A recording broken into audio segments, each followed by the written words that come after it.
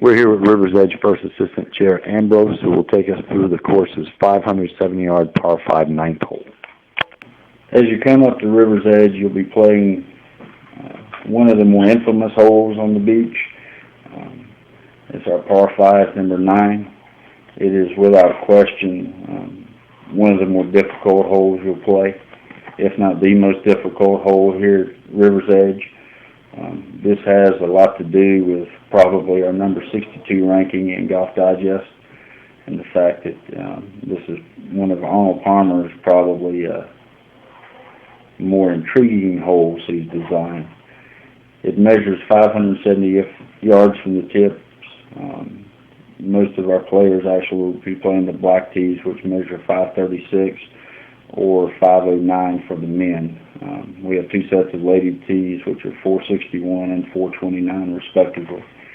The tee shot on this hole really is pretty straightforward. It's guarded on the right by the woods and down the left-hand side by the marsh. It is about from the tips, it's 318 yards to the marsh, which actually only plays about probably 250 to 260 as the last 30 yards or so is downhill to the marsh. When you hit your tee shot here and you drive up to your second shot, it'll require some pretty well thought out decision making.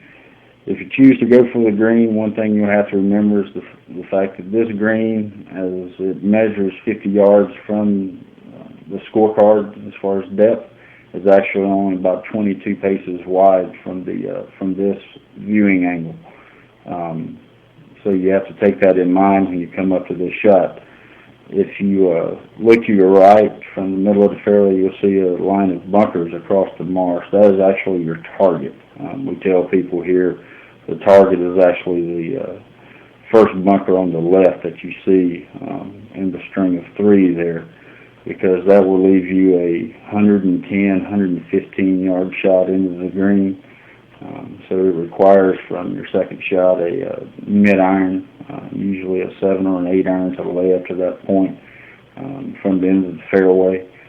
If you do happen to miss your shot and you get to the right a little bit, you can have a blind shot into this green, which is probably an area that most people do find. It's not a very fun place to be as it leads to a shot that is very blind into a green that is not very receptive to the long iron.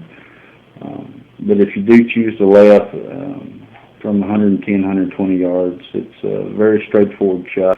But if you do play this as a true three-shot par 5, I promise you'll have a much more enjoyable experience as well as a memorable one.